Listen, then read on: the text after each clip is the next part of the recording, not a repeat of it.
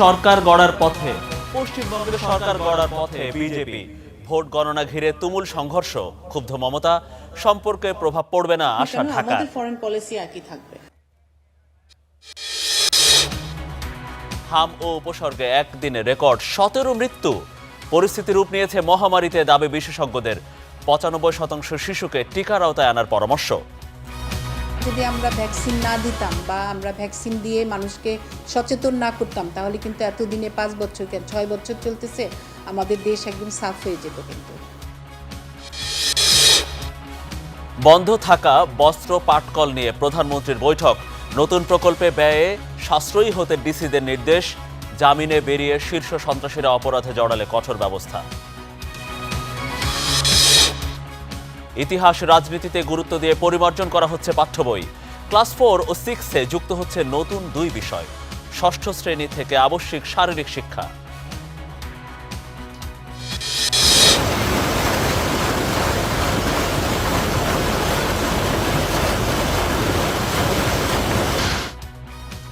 হাওরে অপরিকল্পিত বাঁধ কৃষকের গলার কাটা।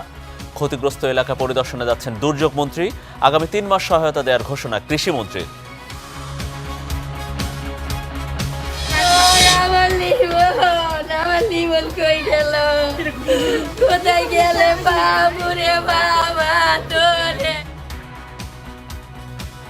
চোখের জলে লিমনকে শেষ বিদায়।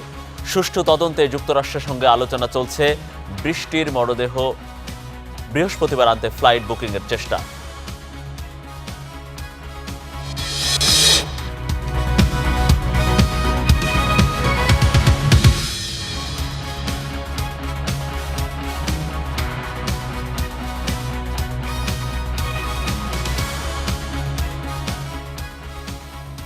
দর্শক, আপনাদের সবাইকে শুভেচ্ছা এবং আমন্ত্রণ স্টার নিউজ প্রাইমে। আপনাদের সঙ্গে আছি আমি মনিরুল ইসলাম।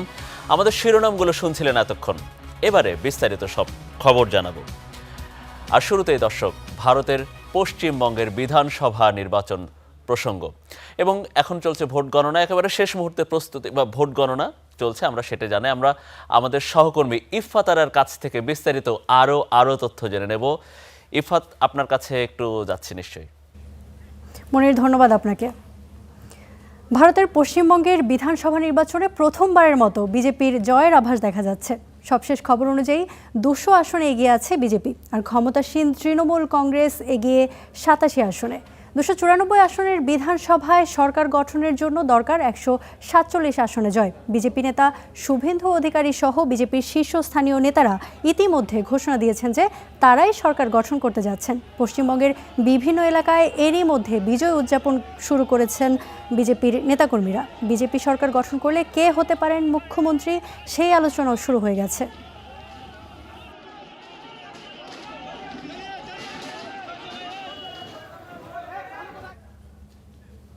পশ্চিমবঙ্গের কোচবিহারে ভোট গণনার মধ্যেই বিজেপি ও তৃণমূল কর্মীদের মধ্যে ব্যাপক সংঘর্ষ হয়েছে। তৃণমূলের স্থানীয় কার্যালয়ে ভাঙচুর ও আগুন দেওয়ার ঘটনা ঘটেছে। বিধানসভা নির্বাচনের ভোট গণনার মধ্যেই দুপুরে পশ্চিমবঙ্গের বিভিন্ন এলাকায় উত্তেজনা ছড়িয়ে পড়ে। এ সময় কোচবিহারের দিনহাটায় চলমান উত্তেজনা এক পর্যায়ে সংঘর্ষের রূপ নেয়। দিনহাটার বিজেপি প্রার্থী অজয় রায় এবং তৃণমূলের প্রার্থী উদয়ন গুহ গণনা করা ভোটে দেখা যায় অজয় রায় 10,000-এর বেশি ভোটের ব্যবধানে এগিয়ে আছেন। এই খবর ছড়িয়ে পড়তেই কেন্দ্রের বাইরে লাঠি সোঁটা নিয়ে অবস্থান নেয় বিজেপি কর্মীরা। সেখানে তৃণমূলের রাজনৈতিক কার্যালয়ে ভাঙচুর ও আগুন দেওয়ার ঘটনা ঘটে। পরে কেন্দ্রীয় বাহিনীর সদস্যরা লাঠিচার্জ করে জগদীশ চন্দ্র বোস কলেজের সামনেও উত্তেজনা ছড়ায়। সেখানেও নিয়ম ভেঙে গণনা কেন্দ্রে 200 মিটারের মধ্যে লাঠি হাতে অবস্থান নেয় বিজেপির কর্মীরা। এ সময় পুলিশ তাদের বাধা দিলেও বিজেপি কর্মীরা মারমুখী। পরে তৃণমূল কর্মীদের সেখান থেকে সরিয়ে নেয় পুলিশ। কলকাতার সাখাওয়াত মেমোরিয়াল স্কুলের সামনেও বিজেপি ও তৃণমূল কর্মীরা সংঘর্ষে জড়ায়। সেখানেও বিজেপির বিরুদ্ধে ভাঙচুরের অভিযোগ ওঠে।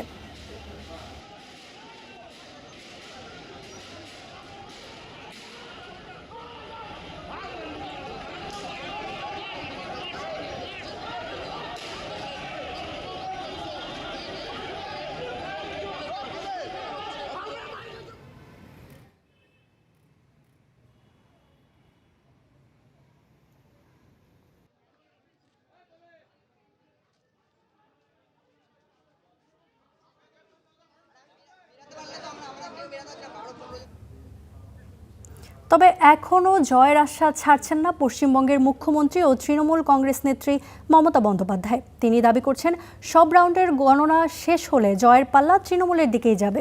জানা গেছে কালীঘাটে মমতার বাড়ি ঘিরে রেখেছে কেন্দ্রীয় বাহিনী। সেখানে অবস্থান নিয়ে বিজেপি কর্মীরা জয় শ্রীরাম স্লোগান দিচ্ছে বলে অভিযোগ করেছেন তৃণমূল কর্মীরা।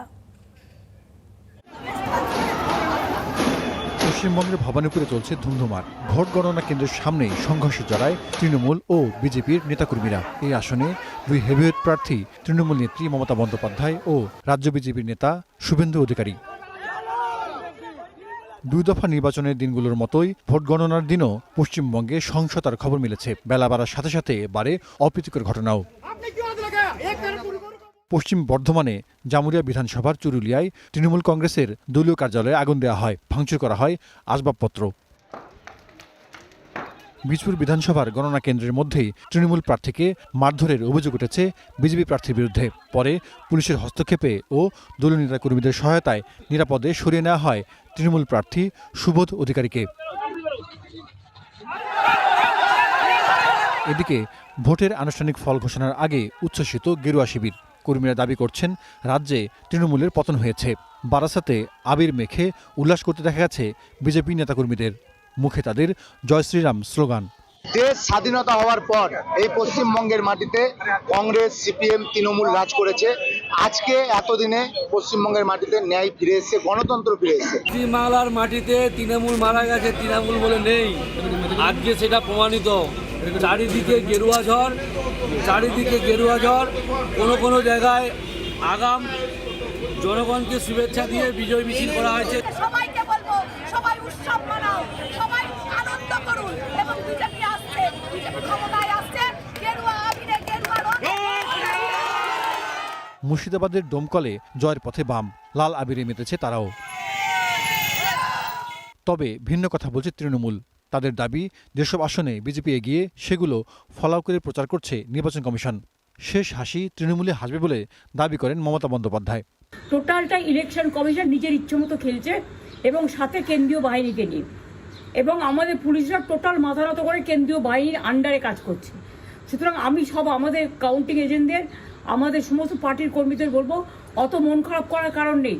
আমি বলেছিলাম সূর্যাস্ত পরে আপনারা জিতবেন। 3 রাউন্ড 4 রাউন্ড কাউন্ট হলেও এটা 14 রাউন্ড থেকে 18 রাউন্ড কাউন্ট হয়, তখন আপনারা জিতবেন। Wait and see, watch. আমরা সবাই আপনাদের সাথে আছি, আপনারা কেউ ভয় পাবেন না, নিশ্চিন্তে থাকুন। আমরা বাঘের বাচ্চার মতো লড়াই করে যাব। এদিকে দলের নির্দেশনায় মাঠ ছাড়ছেন না তৃণমূল কর্মীরা। এমন অবস্থায় ইভিএম হ্যাক হয়েছে বলে অভিযোগ করেছেন বাগদা বিধানসভার তৃণমূল প্রার্থী মধুপর্ণা ঠাকুর। জাহাদুর রহমান, স্টার নিউজ। দর্শক, পশ্চিমবঙ্গের বিধানসভা নির্বাচনের ভোট গণনা চলছে। এ বিষয়ে বিস্তারিত জানাতে এবং আরও বিশ্লেষণ করতে আমাদের সঙ্গে স্টুডিওতে আছেন স্টার নিউজের ডেপুটি সিএনই ফোরকানুল আলম। ফোরকানুল আলম, আপনাকে আবারও স্বাগতম। আপনি আমাদেরকে একটু জানাবেন, সারাদিন তো পরিস্থিতি পর্যবেক্ষণ করেছেন, আপনার সবশেষ বিশ্লেষণ বা এখন পর্যন্ত কি আপডেট আছে আপনার কাছে? এখন হচ্ছে আমরা আগের বুলেটিনে যেটা বলেছিলাম যে 203টি আসনে এবার 204টি আসনে এগিয়ে আছে বিজেপি। অর্থাৎ যত সময় গড়াচ্ছে তত বিজেপির পাল্লা ভারী হচ্ছে এবং অন্য দলগুলোর ভিতরে শুধুমাত্র তৃণমূল 84টি আসনে এগিয়ে আছে এবং কংগ্রেস তারা 2টি আসনে, একটি হচ্ছে সিপিএম এবং অন্যান্য আইএসএফ সহ আইএসএফ, তারপর হচ্ছে নতুন একটি দল হুমায়ুন কবিরের, তারা একটি আসন পেয়েছে। এরকম বাকি 3টি আসন অন্যদের গেছে। অর্থাৎ স্পষ্ট ব্যবধানে 2/3 বেশি আসনে এগিয়ে আছে বিজেপি। ধন্যবাদ ফোরকান। এই মুহূর্তে মাঠ থেকে বিস্তারিত জানাতে আমাদের সাথে যুক্ত হয়েছেন আমাদের পশ্চিমবঙ্গের সহকর্মী সুজিত দুয়ারি। সুজিত, আপনি তো সারাদিনই মাঠে ছিলেন, ভোট গণনার সবশেষ তথ্য আমাদেরকে প্রত্যেকটা বুলেটিনে আপনি জানাচ্ছিলেন। এখন আসলে সবশেষ আপডেট আপনার কাছে কি আছে, একটু জানাবেন কি?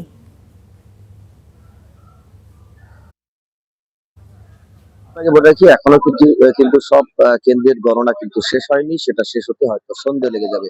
তবে এখনো পর্যন্ত যে 293টি কেন্দ্রের যে জায়গাগুলোতে জয়লাভ হয়েছে বিজেপির এবং তৃণমূলের, সেই জায়গাগুলোর মধ্যে উল্লেখযোগ্য হচ্ছে নন্দীগ্রাম থেকে জয়লাভ করেছে শুভেন্দু অধিকারী। মদন মিত্র তিনি কামারহাটি থেকে জয়লাভ করেছেন, ফের তিনি সেই জায়গা থেকে বিধায়ক হয়েছেন। এখানে রাজ চক্রবর্তী তিনি যথেষ্ট পিছিয়ে রয়েছেন, ব্যারাকপুরে একেবারে পরাজয়ের দোরগোড়ায় দাঁড়িয়ে রয়েছে। অন্যদিকে মমতা বন্দ্যোপাধ্যায় এবং শুভেন্দু অধিকারীর মধ্যে হাড্ডাহাড্ডি লড়াই হচ্ছে ভবানীপুর কেন্দ্রে, এবং ভবানীপুর কেন্দ্রে দেখা যায় যে রাজ্যের বিভিন্ন জায়গায় যখন গেরুয়া ঝড় বইছে, ঠিক সেই সময় মমতা বন্দ্যোপাধ্যায়ের ভবানীপুরের বাড়ির সামনে জয় শ্রীরাম স্লোগান দিচ্ছে কর্মী সমর্থকেরা বিজেপির, এবং সেখান থেকে বাইক মিছিল করছে, বাড়ির সামনে দাঁড়িয়ে করছে। সেখানে কিন্তু সিআইএফ এর জওয়ানরা, কেন্দ্রীয় বাহিনীর জওয়ানরা, তারা কিন্তু মমতা বন্দ্যোপাধ্যায়ের বাড়ির আশেপাশে নিরাপত্তার জন্য দাঁড়িয়ে রয়েছেন এই মুহূর্তে। এবং কিছুক্ষণ আগে যে ভোট গ্রহণ প্রক্রিয়া বন্ধ হয়ে গিয়েছিল ভবানীপুর কেন্দ্রে, যেখানে মমতা বন্দ্যোপাধ্যায়, শুভেন্দু অধিকারী মোবাইল নিয়ে গণনা কেন্দ্রে ঢুকে গিয়েছিলেন, আর সেক্ষেত্রে সেই গণনা কিন্তু আবার শুরু হচ্ছে। দুজনকেই গণনা কেন্দ্র থেকে আপাতত বাইরে বের করে নিয়ে আসা হচ্ছে এবং গণনা প্রক্রিয়া চলছে। বলে রাখি, এখনো পর্যন্ত অভিনেতা রুদ্রনীল ঘোষ তিনি জয়লাভ করেছেন আরো কয়েকজন হেভিওয়েট প্রার্থী। হাবড়ার 3 বারের বিধায়ক, তিনি প্রাক্তন মন্ত্রী ছিলেন জ্যোতিপ্রিয় মল্লিক, যিনি কয়েক বছর আগে কিন্তু জেল খেটেছেন, সেই জ্যোতিপ্রিয় মল্লিক কিন্তু পরাজিত হয়েছেন তার কেন্দ্রে একেবারে বিপুল মার্জিনে। পাশাপাশি খাদ্যমন্ত্রী রয়েছেন মধ্যমগ্রামের রথিন ঘোষ, তিনি পরাজিত হয়েছেন। একেবারে বারাসাতের যদি দেখি, বারাসাত কেন্দ্রের সদরে সব্যসাচী দত্ত, রাজ্যের অন্যতম তৃণমূলের মুখ, সেই সব্যসাচী দত্ত পরাজিত হয়েছেন। অর্থাৎ কোথাও তৃণমূল কংগ্রেসের হেভিওয়েট নেতারা যারা দাঁড়িয়েছিলেন ভোটে, বেশিরভাগ ক্ষেত্রেই কিন্তু তাদের পরাজিত হওয়ার ট্রেন্ড কিন্তু দেখা যাচ্ছে। এখনো পর্যন্ত পুরো মার্জিন না এলেও 200-র উপরে জায়গায় কিন্তু এগিয়ে রয়েছে বিজেপি, এবং 100-র নিচে নেমে গেছে তৃণমূল। সুজিত, ধন্যবাদ আপনাকে। জনাব ফোরকান, যেমনটা সুজিত আমাদেরকে জানাচ্ছিলেন যে বিজেপি আসলে জয়ের খুব কাছাকাছি পৌঁছে গেছে। আগের বুলেটিনেও আমরা এটা নিয়ে আলোচনা করছিলাম, আবারও সেই আলোচনা ফেরত আসতে চাই। বিজেপির আসলে পশ্চিমবঙ্গে কখনোই তেমন জনপ্রিয়তা ছিল না, তো এবার আসলে কি কি ফ্যাক্টর কাজ করতে পারে যে কারণে বিজেপি এত বড় একটা জয় পেতে যাচ্ছে? এটার সাথে আমি আরেকটু আপডেট করতে চাই, তারপর আমি ব্যাক বিশ্লেষণে যাব। আমরা নন্দীগ্রামের কথা শুনলাম, শুভেন্দু অধিকারী উনি নন্দীগ্রামে জিতে গেছেন, কিন্তু ভবানীপুর আসন, যেটা সকাল থেকেই শুভেন্দু অধিকারী বড় ব্যবধানে পিছিয়ে ছিলেন মমতা বন্দ্যোপাধ্যায়ের বিপরীতে, 16তম রাউন্ড শেষে মাত্র 2000 ভোটের ব্যবধানে তিনি পিছিয়ে ছিলেন। এখন যে ভোট গণনা শুরু হয়েছে, এখন আমরা যে আপডেট পাচ্ছি তাতে উনি এই কেন্দ্রেও এগিয়ে গেছেন, অর্থাৎ এই আসনেও, ভবানীপুর আসনেও এখন শুভেন্দু অধিকারী জিতে যাওয়ার সম্ভাবনা তৈরি হয়ে গেছে। অর্থাৎ মমতা যদি এখানে হেরে যান, তাহলে দ্বিতীয়বারের মতো শুভেন্দুর কাছে উনি আবার ধরাশায়ী হলেন। 2021 সালে নন্দীগ্রামে উনি শুভেন্দুর কাছে হেরেছিলেন, এবার ভবানীপুরেও সেই ধরনের একটা পরিস্থিতির মুখোমুখি পড়তে যাচ্ছে। এবং শুভেন্দু অধিকারী উনি বলেছিলেন যে মমতা হেরে যাওয়ার যে সম্ভাবনা তৈরি হয়েছে, এই জন্য নাকি তার এজেন্টকে মারধর করা হয়েছে, এমন একটা অভিযোগ তারা নির্বাচন কমিশনে করেছেন। আমরা উল্লেখযোগ্য কয়েকজন প্রার্থীর যেটা তথ্য আমরা দিতে চাই, সেটা হচ্ছে যে এরই মধ্যে বেশ কয়েকটি আসন উনি বললেন, আমি আরও কয়েকটা যোগ করতে চাই। সেটা হচ্ছে শোভনদেব চট্টোপাধ্যায়, তিনি বালিগঞ্জ থেকে তৃণমূলের উল্লেখযোগ্য প্রার্থী, তিনি জয়ী হয়েছেন। বিজেপির হচ্ছে শিবপুর রুদ্রনীল ঘোষ অভিনেতা, উনি বিজয়ী হয়েছেন। তারপর হচ্ছে হুমায়ুন কবির, আমরা ভোটের সময় দেখেছি যিনি মার খেয়েছেন, তার গাড়িতে ব্যাপক পরিমাণে হামলা হয়েছিল, উনি রেজিনগর থেকে বিজয়ী হয়েছেন। নওশাদ সিদ্দিকী আইএসএফের, উনি একটি দরবার, অর্থাৎ জৈনপুর দরবার শরীফের উনি নাতি, উনি নওশাদ সিদ্দিকী, উনি ভাঙড় থেকে জয়ী হয়েছেন। অন্যদিকে হেরে গেছেন তৃণমূলের শ্যামপুর থেকে শশী পাজা, পিছিয়ে আছেন শক্তিশালী প্রার্থী ব্রাত্য বসু, যিনি এর আগে বেশ কয়েকবার এই আসন থেকে জিতেছিলেন দমদম থেকে, তিনি এবার বেশ পিছিয়ে আছেন। এবং জি, যেমনটা আপনি বলছিলেন, ধন্যবাদ ফোরকান আপনাকে। আমরা আবারও আপনার কাছে ফেরত আসব। বিধানসভা নির্বাচন নিয়ে বিস্তারিত জানাতে কলকাতা থেকে আমাদের সঙ্গে যুক্ত হচ্ছেন সংবাদ প্রতিদিনের deputy news editor Shirshendu Chakraborty. Shirshendu, আপনি নিশ্চয়ই আমাকে শুনতে পাচ্ছেন। প্রাথমিক ফলাফলে বিজেপি এগিয়ে রয়েছে, যদিও মমতা দাবি করছেন শেষ পর্যন্ত তৃণমূলই বিজয়ী হবে। এ বিষয়ে আপনার বিশ্লেষণ আসলে কেমন? আপনার কি মনে হচ্ছে?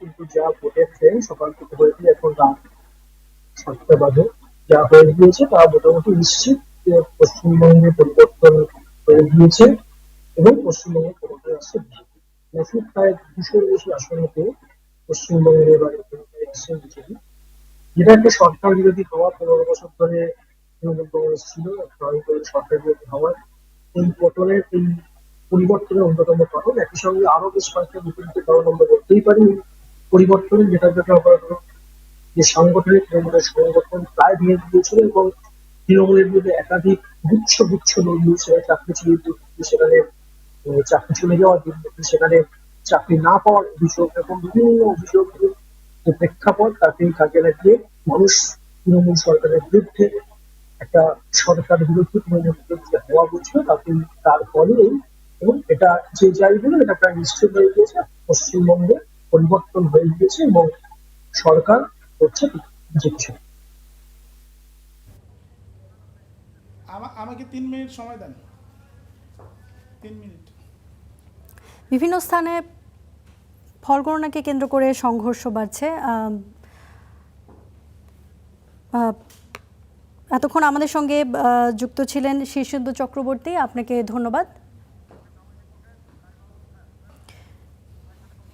যেটা আমি শেষ করতে পারিনি, আমাদের আরেকজন শীর্ষেন্দু, তিনি হচ্ছেন সংবাদ প্রতিদিনের ডেপুটি এডিটর, তিনি আমাদের সাথে যোগ দিয়েছিলেন। আপনি যে প্রশ্নটা করেছিলেন যে এই যে ভরাডুবি যেটা হচ্ছে সেটা আসলে কেন হয়েছে, প্রথম কথা হচ্ছে যে 3 দফা টানা একটি সরকার ছিল, একটা সরকারের বিপরীতে এন্টি এস্টাবলিশমেন্ট একটা বিষয় থাকে, তো সেই বিষয়গুলো তো মানুষের মধ্যে কাজ করছেই, কিন্তু সবচেয়ে বেশি যেটা কাজ করেছে, যেটা এখন বলা হচ্ছে, সেটা হচ্ছে যে SIR নামে যে একটা বড় ধরনের নকশা করে, অর্থাৎ ছক করে ভোটারদেরকে ভোটদান থেকে বিরত রাখা। 90 লাখ ভোটার এবং সেই ভোটারের ভিতরে 65% মুসলমান। যদি আমরা হিসাব করে ধরি তাহলে প্রায় 55-56 লাখ মুসলমান এবার ভোট দিতে পারেননি।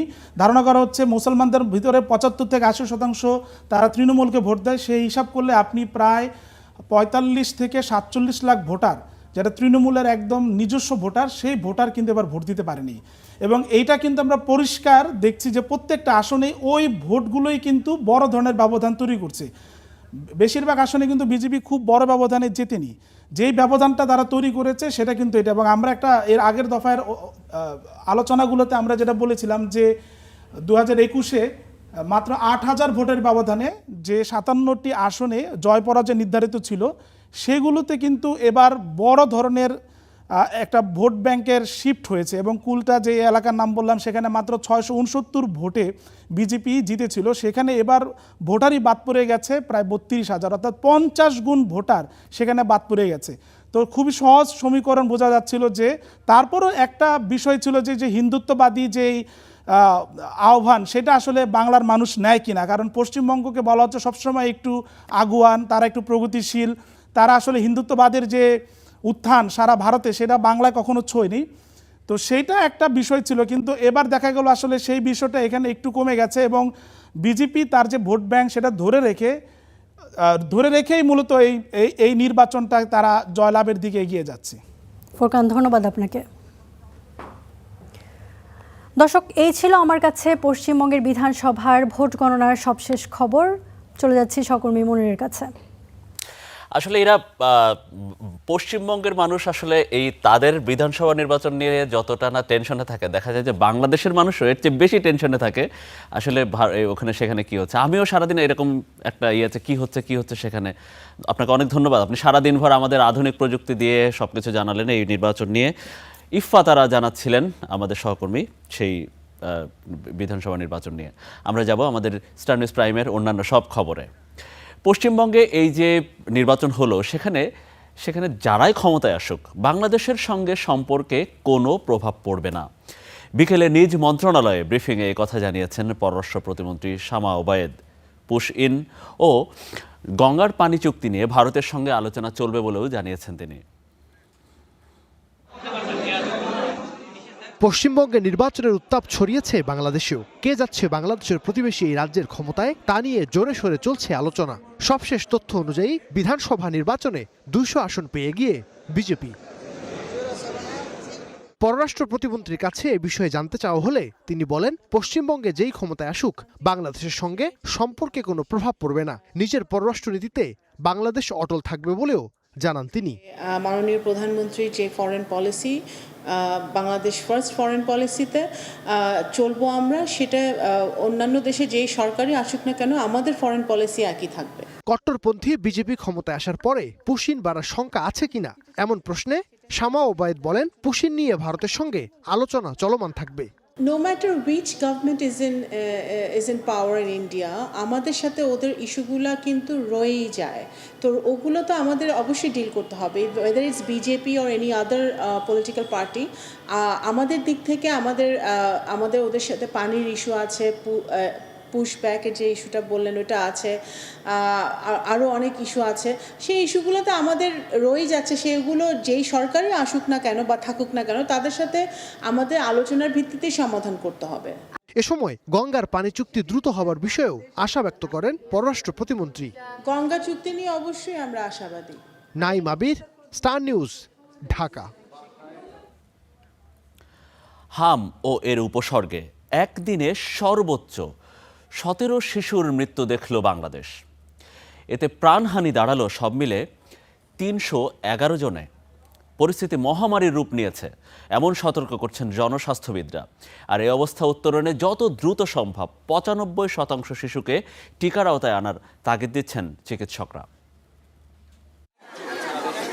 সারা দেশেই একযোগে দেয়া হচ্ছে হাম রুবেলার টিকা, তারপরও কমছে না সংক্রমণ, বাড়ছে প্রাণহানিও। স্বাস্থ্য অধিদপ্তরের তথ্যে সোমবার 17 জন সহ গত 50 দিনে হাম ও উপসর্গে মৃত্যু 300 ছাড়িয়েছে। তবে রোববার স্বাস্থ্যমন্ত্রী জানিয়েছিলেন পরিস্থিতির উন্নতি হচ্ছে, কমছে মৃত্যুর হারও। 81% আমরা টার্গেট কভার করে দিয়েছি এবং ইটস কামিং ডাউন। নিশ্চয়ই আপনারা দেখছেন যে দ্য রেট অফ প্রোগ্রেশন যেটা ছিল হামের এবং মর্টালিটি রেটও আল্লাহর মধ্যে অনেকটা কমে এসেছে। মহাখালী সংক্রমণ বিধি হাসপাতালের তত্ত্বাবধায়ক জানিয়েছেন, মাঝে কিছুটা কমলেও হাম আক্রান্তের সংখ্যা আবারও বাড়ছে। এর কারণ টিকা কার্যকর হতে কমপক্ষে 21 দিন সময় প্রয়োজন বলেও জানান তিনি। টিকা দিলেও তো শরীরের ভিতরে এটা কাজ করতে একটু সময় লাগে, আমাকে এই মাসটা অপেক্ষা করতেই হবে, না হলে আসলে আমি বলতে পারবো না যে আমার বাচ্চারা সবাই সুস্থ হয়ে যাবে। কনজেক্টিভাইটিস হইলে চোখের ভিতরে যে সমস্যাগুলি হয়, আমাদেরকে তো বাচ্চাকে তো আমি ভিটামিন এ ক্যাপসুল খাওয়াই ফেলি আমরা সাথে সাথে।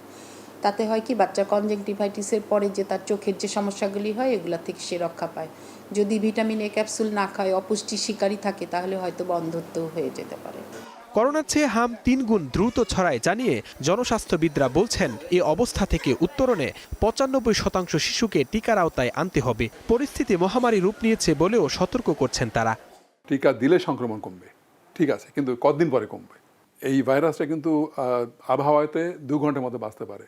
এখন একটা রোগী জোরে কথা বললে, হাঁচি দিলে, কাশি দিলে জীবাণু বেরিয়ে আসে, 2 ঘন্টা কিন্তু থাকবে ওখানে। পাশে যদি কেউ যায় 2 ঘন্টা, কোনো শিশু, তাহলে সে কিন্তু সংক্রমিত হবে। হাম কিন্তু সবচেয়ে বেশি সংক্রমণ করা রোগ, কোভিড-19 চাইতেও আরও 3 গুণ বেশি।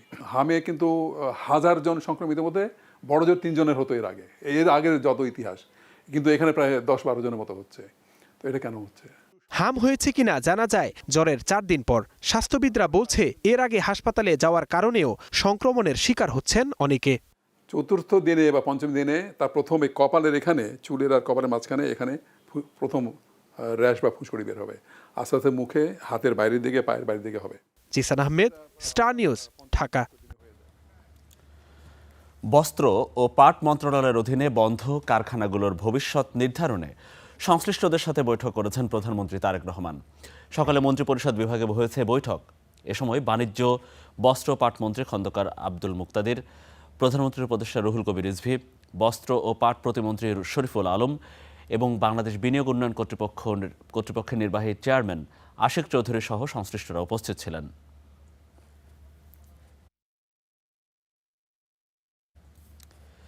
ডিসি সম্মেলনের দ্বিতীয় দিনে প্রথম 2 বছরেই অর্থনীতি পুনরুদ্ধারের সরকারের সর্বোচ্চ গুরুত্বের কথা জানিয়েছেন পরিকল্পনা প্রতিমন্ত্রী। অন্যদিকে শিল্পমন্ত্রী জানিয়েছেন, বন্ধ থাকা 25টি পাট ও 25টি বস্ত্রকল বেসরকারিভাবে চালুর জন্য হস্তান্তর করা হচ্ছে এবছরেই। এছাড়া 3 থেকে 4 মাসের মধ্যে কক্সবাজারে আন্তর্জাতিক ফ্লাইট চালু হবে বলে জানিয়েছেন বিমানমন্ত্রী। ওসমানী স্মৃতি মিলনায়তনে জেলা প্রশাসক সম্মেলনের দ্বিতীয় দিনে ৮ বিভাগের কমিশনার ও ৬৪ জেলার প্রশাসকদের সঙ্গে বিভিন্ন মন্ত্রণালয় ও বিভাগের মতবিনিময়। অর্থ উপদেষ্টা মহোদয় জরুরি। শুরুতেই দেশের প্রত্ননিদর্শন, পুরাকীর্তি ও গণগ্রন্থাগারের সংস্কার সংরক্ষণে সরকারের পরিকল্পনা তুলে ধরেন সংস্কৃতিমন্ত্রী। এই বিষয়গুলোকে সংস্কার করা দরকার। পরে পর্যটন উন্নয়নে কক্সবাজার বিমানবন্দরকে আন্তর্জাতিক করার বিষয়ে কথা বলেন বিমান ও পর্যটন মন্ত্রী। অন্যদিকে প্রথম ২ বছরে অর্থনীতি পুনরুদ্ধারই সরকারের সর্বোচ্চ অগ্রাধিকার বলে জানান পরিকল্পনা প্রতিমন্ত্রী। কেন প্রকল্প যথাসময়ে এবং সাশ্রয়ীভাবে আমাদের বাস্তবায়ন হয় না, সেইগুলো আমরা চিহ্নিত করার চেষ্টা করছি এবং সেই সব বিষয়ে সত্যিকার পরিবর্তন কি আনা হবে যাবে সেইগুলো নিয়ে আলোচনা চলছে। পর্যটনটাকে একটা শিল্পে পরিণত করা, আমরা সবাই মিলে সেটা চেষ্টা করছি এবং বেসরকারিভাবেও আমরা চাচ্ছি যে কেউ যদি ইন্টারেস্ট থাকে তাহলে সে পর্যটনে আমাদের সহযোগিতা করতে পারে। দেশে কোরবানিযোগ্য পশুর সংকট নেই জানিয়ে কৃষিমন্ত্রী বলেন, অবৈধ পথে গরু আসা বন্ধে সীমান্তে রাখতে হবে কঠোর নজরদারি। আর শিল্পমন্ত্রী জানান, বন্ধ থাকা ২৫টি পাট ও ২৫টি বস্ত্রকল এবছরেই বেসরকারিভাবে চালুর জন্য হস্তান্তর করা হবে। 50টা মিলেই এমপ্লয়মেন্ট ক্রিয়েট হবে, ইনভেস্টমেন্ট হবে এবং এই মিলগুলিকে আপনারা চালু দেখবেন। 1 বছরের মধ্যে এই প্রক্রিয়ার পুরোটাই সম্পন্ন হবে ইনশাল্লাহ। 6 মাসের আগামী এই বছরের মধ্যে আরো 6টা নতুনভাবে যাবে। আশা করি আগামী দিনে বর্ডার দিয়ে নতুন করে কোনো গরু আসবে না, গরুর মৃত্যু না, তবে গরুর শর্ট পড়ারও কোনো সম্ভাবনা নেই।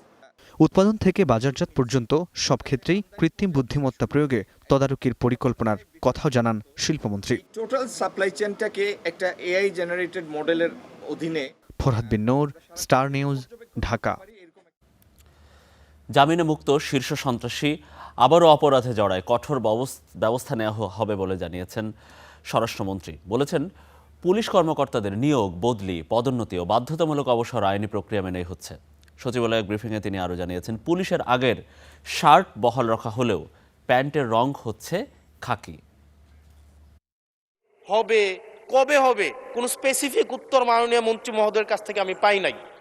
সংসদের প্রথম অধিবেশন নিয়ে এনসিপির দ্বিমত থাকলেও একে দেশের রাজনৈতিক ইতিহাসে সফল ও প্রাণবন্ত হিসেবে অভিহিত করেছেন স্বরাষ্ট্রমন্ত্রী। কথা বলেন গণভোটের রায় বাস্তবায়ন নিয়ে নাহিদ ইসলামের রাজপথে নামার হুঁশিয়ারি নিয়েও। বিভিন্ন বিষয়ে মতবিরোধ থাকতেই পারে বিরোধী দল এবং সরকারি দলের মধ্যে, সেই মতবিরোধগুলো তারা প্রকাশ করেছে, আমরা আমাদের মত দিয়েছি। এই ডিবেটটা তো হবেই, এই দ্বিমত এবং ভিন্নমত পোষণ করার জন্যই তো গণতন্ত্র। এক প্রশ্নের জবাবে তিনি আরও জানান, জামিনে মুক্ত শীর্ষ সন্ত্রাসীরা যদি আবারও অপরাধে জড়ায় তবে কঠোর ব্যবস্থা নেওয়া হবে। এছাড়া পুলিশ কর্মকর্তাদের নিয়োগ, বদলি, পদোন্নতি ও অবসর বিষয়ে জানান, এসব সিদ্ধান্তই আইনানুগ প্রক্রিয়ায় নেওয়া হয়েছে। আর যাদের বিরুদ্ধে অভিযোগ আছে, অভিযুক্ত অনেকের বিরুদ্ধেই আছে, এগুলো যাচাই বাছাই করা হয়।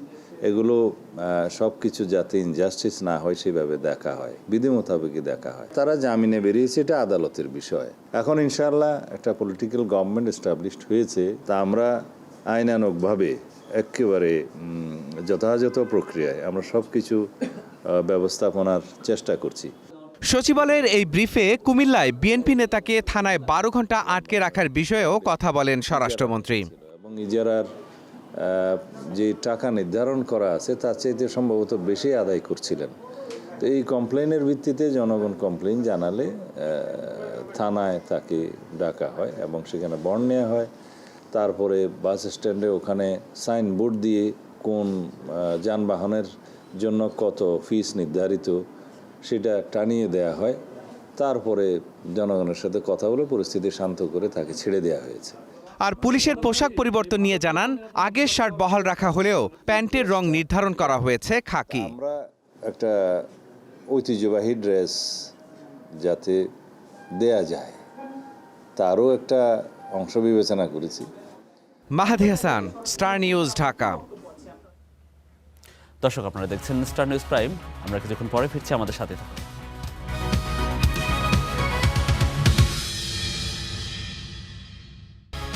স্বাগত জানাচ্ছি আরও একবার, আপনারা দেখছেন স্টার নিউজ প্রাইম। অপরিকল্পিত বাঁধ হাওরের চাষিদের এখন গলার কাটা। নামতে পারছে না বৃষ্টির পানি, নির্মাণে নানা অনিয়মের অভিযোগ চাষি সহ হাওর বাঁচা আন্দোলন নেতাদের। তবে অস্বীকার করছে পানি উন্নয়ন বোর্ড। জলাবদ্ধতায় ডুবছে একের পর এক হাওর। চোখের সামনে ভেসে যাচ্ছে কৃষকের সোনালী ফসল ধান। টানা বৃষ্টিতে পাহাড়ি ঢলে নদীতে পানির চাপ থাকায় ভেঙে গেছে 5টি ফসল রক্ষা বাঁধ। গত বছরের হাওরের ফসল রক্ষা করতে শত কোটি টাকার বাঁধ নির্মাণ করা হয়।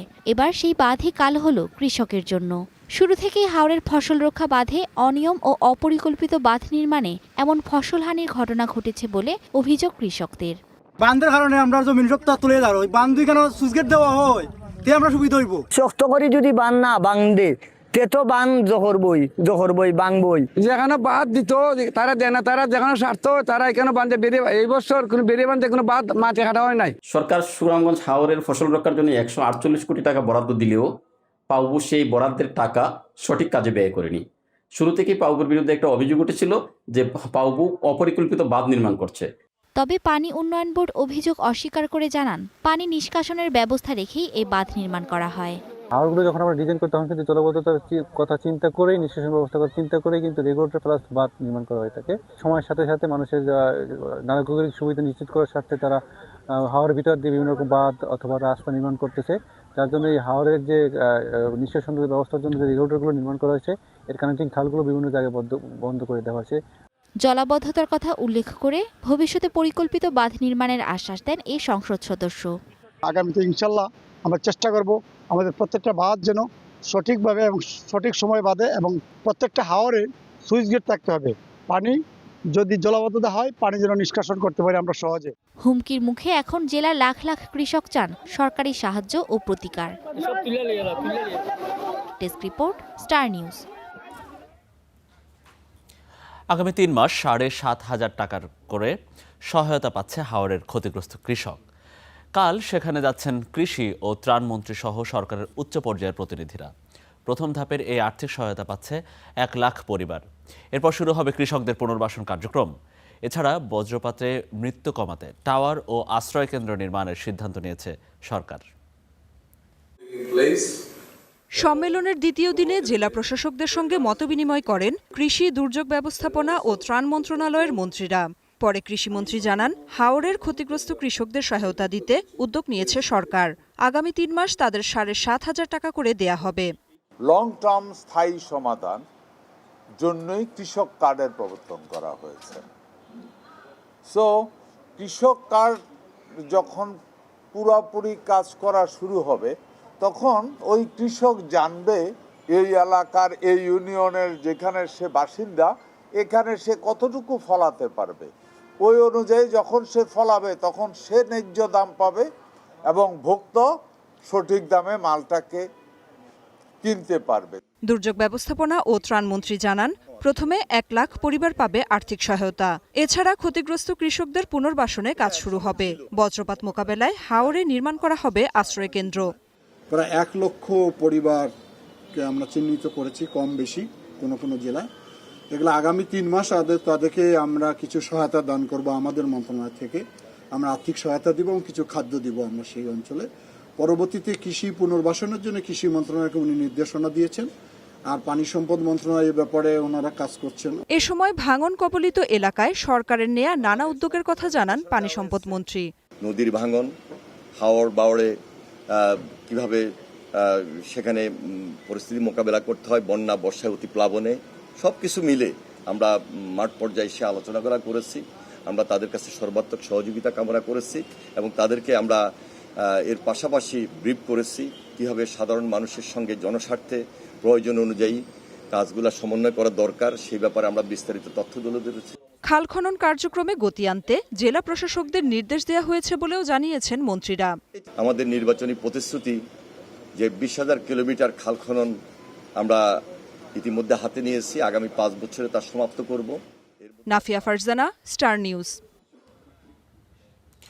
সংরক্ষিত নারী আসনের এমপিরা দেশ ও গণতন্ত্রের স্বার্থে সংসদে কার্যকর ভূমিকা রাখবে বলে আশাবাদী বিএনপির মহাসচিব মির্জা ফখরুল ইসলাম আলমগীর। দুপুরে শহীদ প্রেসিডেন্ট জিয়াউর রহমান ও সাবেক প্রধানমন্ত্রী খালেদা জিয়ার কবরে শ্রদ্ধা জানিয়ে এই প্রত্যয় জানিয়েছেন তিনি। এ সময় নিজেদের কর্মপরিকল্পনা তুলে ধরেন নারী সংসদ সদস্যরাও। শপথের পরদিনই বিএনপি মহাসচিব ও চিফ হুইপের সঙ্গে জিয়া উদ্যানে শহীদ প্রেসিডেন্ট জিয়াউর রহমান ও সাবেক প্রধানমন্ত্রী খালেদা জিয়ার কবরে শ্রদ্ধা জানাতে আসেন সংরক্ষিত নারী আসনের এমপিরা। জানান নিজেদের অনুভূতি। আপামর জনসাধারণেরও এই সরকারের কাছে অনেক বেশি প্রত্যাশা, কাজেই সেই দিক থেকে তো একটু অ্যাফ্রেড আছি যে তাদের সেই প্রত্যাশা পূরণ করতে পারবো কতখানি, এটা নিয়েই এখন বেশি চিন্তিত। এ সময় নিজেদের কর্মপরিকল্পনাও তুলে ধরেন তারা। জানান নারী ও শিশু অধিকার রক্ষা সহ সামাজিক বৈষম্য দূর করতে কাজ করার কথা। নারীর যে অর্থনৈতিক, সামাজিক এবং তার যে অধিকার রয়েছে, যে গণতান্ত্রিক অধিকার রয়েছে, সেই অধিকার আমাদের প্রতিষ্ঠা করাই হলো আমার মেন উদ্দেশ্য। ধরেন আমাদের অনেক আইন আছে, এগুলি মেয়েদের ফেভারে আছে, কিন্তু এডুকেশন নাই। তো এডুকেশনে কাজ করতে হবে। নারীদের শিক্ষার ক্ষেত্রে উন্নয়ন, নারীদের কাজের পরিবেশ সেই জায়গাটার জন্য সুন্দর থাকে, সেটা নিয়ে কাজ করা।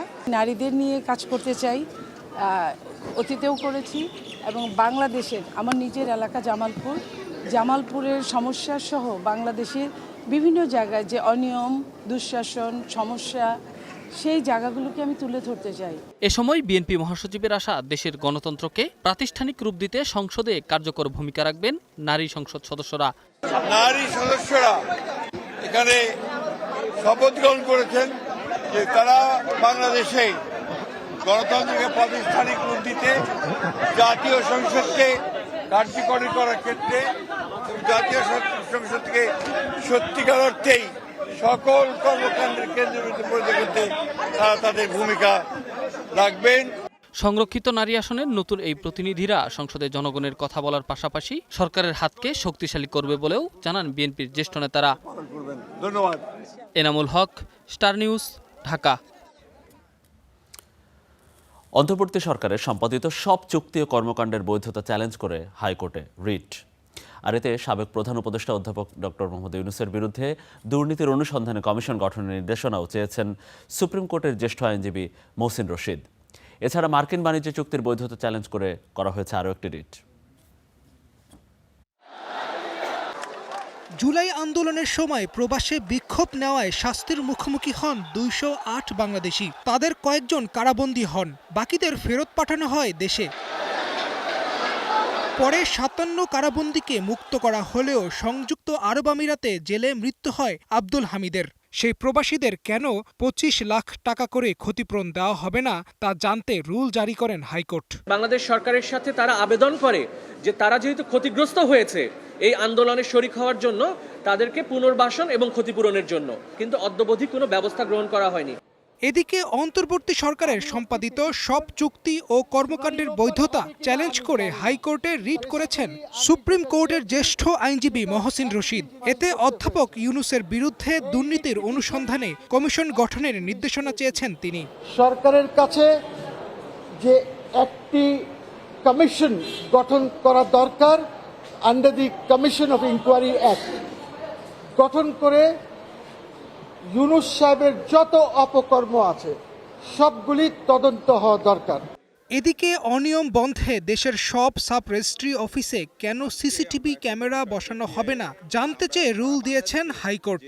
সাব রেজিস্ট্রার অফিস আছে, এই অফিসের যে অনিয়ম, সমস্ত সাব রেজিস্ট্রার অফিসে CCTV camera, high definition CCTV camera install করা হয়।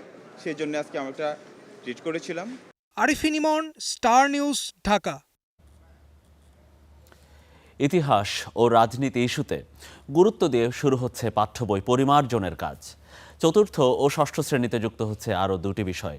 ষষ্ঠ থেকে অষ্টম শ্রেণী পর্যন্ত আবশ্যিক হচ্ছে শারীরিক শিক্ষা। শেখার পদ্ধতি হবে খেলা ও গল্প বলার মাধ্যমে। এছাড়া 2028-এর জন্য কারিকুলাম পরিমার্জন করে বই লেখার কাজ শুরু হবে আগামী নভেম্বরে। আমাদের সহকর্মী ফরহাদ বিন নূরের একটি বিশেষ রিপোর্ট। আওয়ামী লীগ সরকারের পতনের পর 2012 সালের শিক্ষাক্রমে ফেরত যায় অন্তর্বর্তী সরকার। পাঠ্য বই পরিমার্জন করে 2025 ও 26 শিক্ষাবর্ষে শিক্ষার্থীদের হাতে দেওয়া হয়। এই পাঠ্য বই আরও পরিবর্তন করছে নতুন নির্বাচিত সরকার। জাতীয় শিক্ষাক্রম ও পাঠ্যপুস্তক বোর্ড এবং শিক্ষা মন্ত্রণালয় থেকে জানা যায়, 2027 শিক্ষাবর্ষের জন্য 2012 সালের শিক্ষাক্রমের পাঠ্য বই পরিমার্জনের কাজ শুরু হয়েছে ইতোমধ্যেই। চতুর্থ শ্রেণীতে যুক্ত হচ্ছে স্পোর্টস অ্যান্ড কালচার বা খেলাধুলা ও সংস্কৃতি। ষষ্ঠ শ্রেণীতে লার্নিং উইথ হ্যাপিনেস বা আনন্দের সঙ্গে শেখা। আগামী বছর থেকে নবম দশমের মতো ষষ্ঠ, সপ্তম ও অষ্টম শ্রেণীতেও আবশ্যিক হবে শারীরিক শিক্ষা। তবে এই 3 বিষয়ে শুধু ধারাবাহিক মূল্যায়ন হবে, পরীক্ষা নয়। সাথে শিক্ষাবর্ষে আরো ভালো মানের বই আমরা দিতে পারবো। বিদ্যমান যে কারিকুলামটা আছে সেটাকে আমরা রিভিউ করব, পরিমার্জন, পরিবর্ধন, সংযোজন, বিয়োজন যা করা দরকার সবই করব। সেটা করে আমরা আশা করছি যে আমরা নভেম্বর থেকে হয়তো এই নতুন কারিকুলাম অনুযায়ী বই লেখা শুরু করতে পারবো, পাঠ্যপুস্তক। আশা করি আমরা এটা 28 শিক্ষাবর্ষে সবগুলো নতুন পাঠ্যপুস্তক দিতে পারবো শিক্ষার্থীদের হাতে। প্রাথমিক শিক্ষাক্রমেও বড় পরিবর্তনের আভাস দিয়েছেন প্রাথমিক ও গণশিক্ষা প্রতিমন্ত্রী। এটাতে কমপ্লিট চেঞ্জ আসবে, কারণ লার্নিং উইথ প্লে এবং লার্নিং থ্রু স্টোরি টেলিং এই দুটো শক্তভাবে এটা ভেতরে ঢোকানো হবে। একই সাথে নতুন কারিকুলাম আসবে, cultural curriculum, sports curriculum. So বড়ভাবে অনেক চেঞ্জেস আসবে। তবে এগেন যেটা আপনিও বলেন, আমরা সময় নিয়ে, কয়েক বছর সময় নিয়ে এটা বাস্তবায়নে যাব। তবে নতুন এসব পরিকল্পনার জন্য শিক্ষক ও শিক্ষা প্রতিষ্ঠানের প্রস্তুতি নিয়ে সন্দিহান শিক্ষাবিদরা। প্রশ্ন থেকে যায় সেটি হলো যে আমাদের শিক্ষক এবং আমাদের শিক্ষার্থীরা এবং আমাদের বিদ্যালয় এর জন্য কতটা প্রস্তুত। 55 বছর ধরে আমরা বিভ্রান্ত হয়ে এসেছি। সেই একই জিনিস অন্তত আমি মনে করি যে আমাদের প্যাডাগজিক্যাল পয়েন্ট অফ ভিউ থেকে রাষ্ট্রের অন্তত এই একটি বিষয়, এই একটি জিনিস সর্বজনীন হওয়া উচিত। সেটি হলো আমাদের পাঠ্যপুস্তকের ঐতিহাসিক যে নেতিবাচক দিকগুলো আমরা এতদিন বহন করেছি, ভবিষ্যতে আমি মনে করি এই সরকারের সেটা করা উচিত নয়। অংশীজনরা বলছেন পাঠ্য বই কিংবা কারিকুলাম এমন পরিমার্জন হওয়া জরুরি যাতে অতীতের মতো কোনো বিতর্কিত বিষয় শিক্ষার্থীদের বিভ্রান্ত করতে না পারে। একই সঙ্গে কর্মজগতের চাহিদা মেটাতে পারে এমন শিক্ষা ব্যবস্থাই এখন জরুরি বলেই মনে করছেন শিক্ষাবিদরা।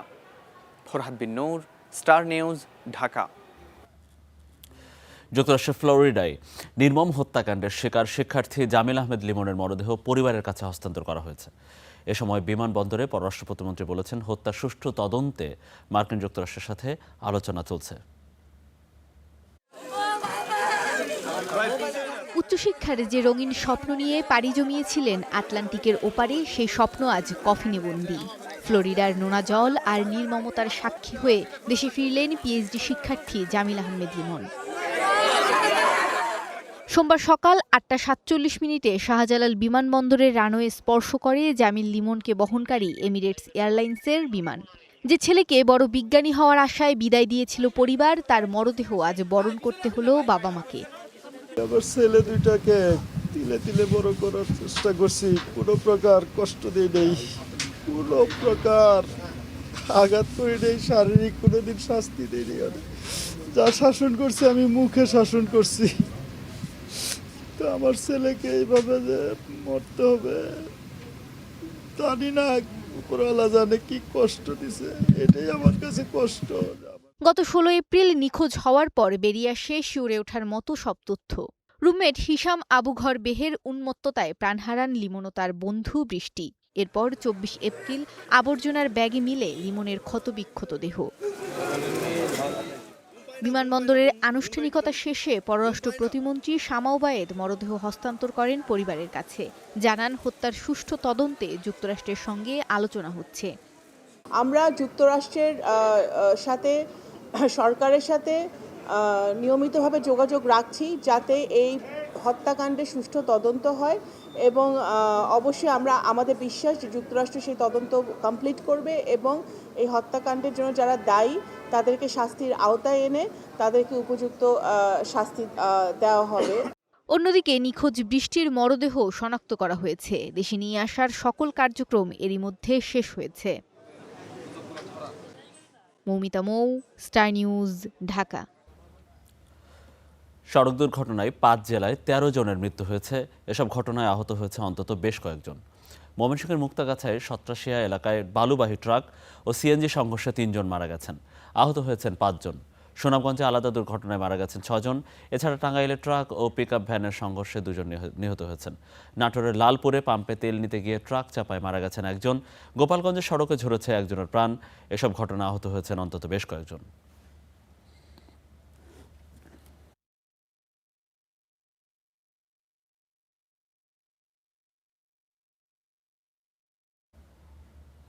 দর্শক, আপনারা দেখছেন স্টার নিউজ প্রাইম। আমরা কিছুক্ষণ পরে ফিরছি, আমাদের সাথে থাকুন।